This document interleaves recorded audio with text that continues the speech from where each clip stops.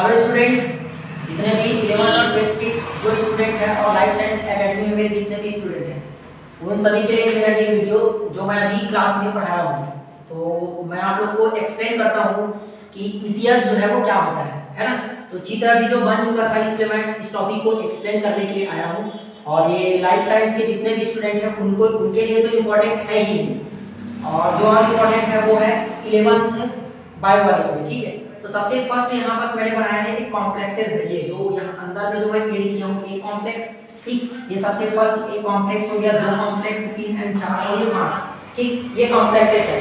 सबसे first ETS क्या होता है? ईटीएस जो है विभिन्न कैरियर से होकर इलेक्ट्रॉन का गुजरना, विभिन्न कैरियर से होकर इलेक्ट्रॉन का गुजरना, उसको इलेक्ट्रॉन ट्रांसपोर्ट सिस्टम्स कहते हैं। हमेशा याद रखना कि जो 1 ग्लूकोज जो है वो 34 एटीपी का फॉर्मेशन करता है ना।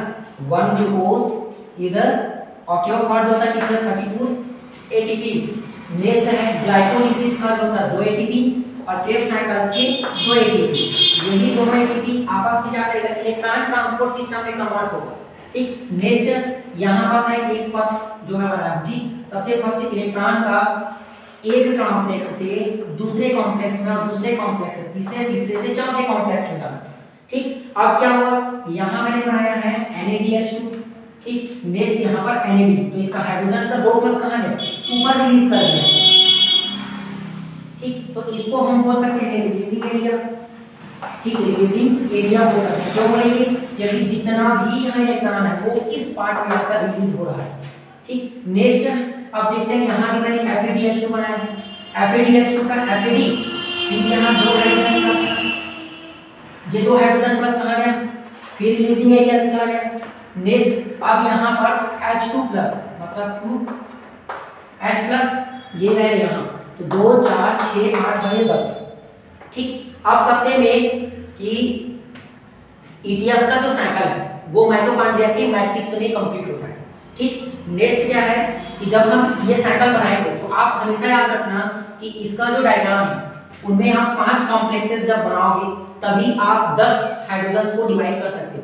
एक इलेक्ट्रॉन ट्रांसपोर्ट सिस्टम में 100 हाइड्रोजन्स बॉन्ड रिलीज किए जाते हैं, और वही हाइड्रोजन जो 10 हाइड्रोजन जो है वो क्या करेंगे, यहाँ आकर हाइड्रोजन का फॉर्मेशन, हाइड्रोजन के थ्रू एटीपी का भी प्रोडक्शन होगा, ठीक। नेक्स्ट जब हम इलेक्ट्रॉन को विभिन्न कैरियर से होकर गुजारते हैं तो एक स्थान से दूसरे स्थान पर इलेक्ट्रॉन का ट्रांसफर होना, it is called that electron transport system, ठीक। इलेक्ट्रॉन ट्रांसपोर्ट सिस्टम्स में विभिन्न प्रकार के एंजाइम्स जो उनका यूज किया जाता है। सबसे पहले इनमें 5 प्रकार के कॉम्प्लेक्सेस होता है। पहला जो है साइटोक्रोम A, दूसरा साइटोक्रोम B, तीसरा है साइटोक्रोम C, और चौथा साइटोक्रोम A3, और एक है Fe या फिर QH किनोन, ठीक।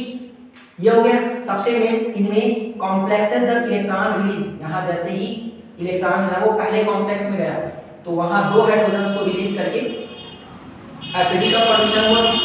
नेक्स्ट FADH2 जो है ये भी 2 हाइड्रोजन्स को रिलीज करके FAD का फॉर्मेशन किया। ये इस प्रकार एक स्थिति ऐसे भी आती है जब ये दोनों हाइड्रोजन्स को ऑक्सीजन ग्रहण करके H2O का फॉर्मेशन करता है।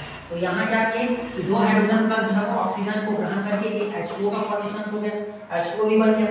और यहाँ जो है ये है ATP सिंथेसिस, ठीक। ये ATP सिंथेसिस कक्ष है। ATP सिंथेसिस कक्ष क्या होता है, जैसे मैं आपको बताना चाहता हूँ, ठीक।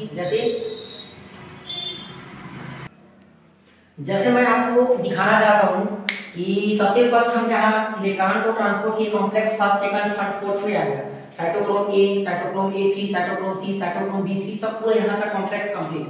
नेक्स्ट है ATP सिंथेसिस होता क्या है, तो मैं सबसे पहले बताता हूँ। ATP सिंथेसिस में ये है अपना F1 पार्टिकल्स और ये है F2 पार्टिकल्स। जब F1 पार्टिकल जो है वो सराउंड होगा, घूमेगा, है ना, F1 पार्टिकल जब घूमेगा तो जैसे ही वो इधर घूमेगा तो ये एरिया हो जाएगा खाली, तो यहाँ से कौन इंटर करेगा, हाइड्रोजन प्लस।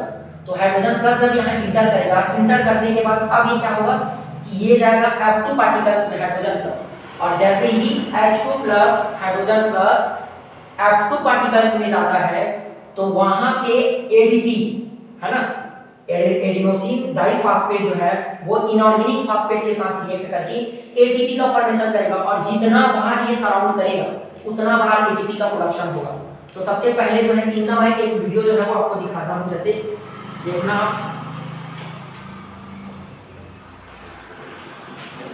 ठीक है ना। जैसे कि ये यहाँ पर देखो, ये है अपना F1 पार्टिकल, ये F1 पार्टिकल हो गया, ये F2 पार्टिकल्स, ठीक। यहाँ पर पूरा क्या है, हाइड्रोजन है।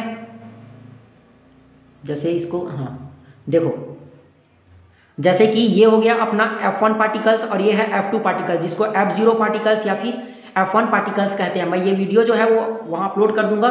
सबसे पहले क्या है, यहाँ ये हाइड्रोजन प्लस है जो एकत्रित हुआ है यहाँ, ठीक। नेक्स्ट ये हाइड्रोजन जो है, ये हाइड्रोजन क्या क्या यहाँ इंटर करेगा, जब ये घूमेगा यहाँ से, ये जैसे यहाँ F0 पार्टिकल्स वो घूमेगा, घूमने के बाद ये वाला जो इसका साइकिल है वो ओपन होगा।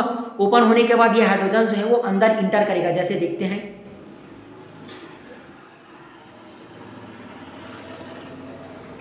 ये देखो, जैसे कि यहाँ पर घूम रहा है ना। अब घूमने के बाद क्या होगा कि ये जितना ज़्यादा हाइड्रोजन को एक्सेप्ट कर रहा है, जितना ज़्यादा हाइड्रोजन इसके अंदर इंटर कर रहा है, उतना ही ज़्यादा एटीपी का प्रोडक्शन हो रहा है। देख, एडीपी यहाँ इंटर किया, एडीपी यहाँ, एडीपी और इनऑर्गेनिक फॉस्फेट F2 पार्टिकल्स हो जाएगा, और F2 पार्टिकल से ये क्या करेगा, एडीपी इनऑर्गेनिक फॉस्फेट इंटर किया, इंटर करने के बाद ये एटीपी का प्रोडक्शन, ठीक, एटीपी का प्रोडक्शन हुआ, ये एटीपी बाहर होगा, फिर एडीपी आके जुड़ेगा, ठीक। तो ये वीडियो जो है वो आप देख सकते हो, वीडियो में डिस्क्रिप्शन में मैं इसको डाल दूंगा।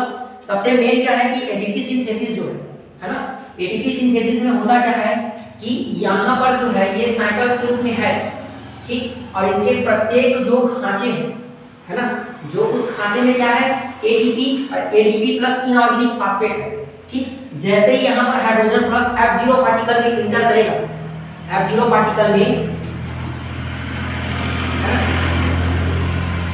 F0 पार्टिकल में जैसे ही हाइड्रोजन प्लस इंटर करेगा, वो किसको प्रेरित करेगा, इंड्यूस्ड करेगा, किसको, एडीपी प्लस इनऑर्गेनिक फॉस्फेट को। और वो जैसे ही इंड्यूस्ड करेगा तो यहाँ से जितना एडीपी प्लस इनऑर्गेनिक फॉस्फेट है वो क्या हो जाएगा, बाहर होगा, बाहर नहीं होगा, है ना। एडीपी जो है वो बाहर नहीं होगा, वो करेगा एटीपी को बाहर करेगा और एडीपी इंटर होता जाएगा।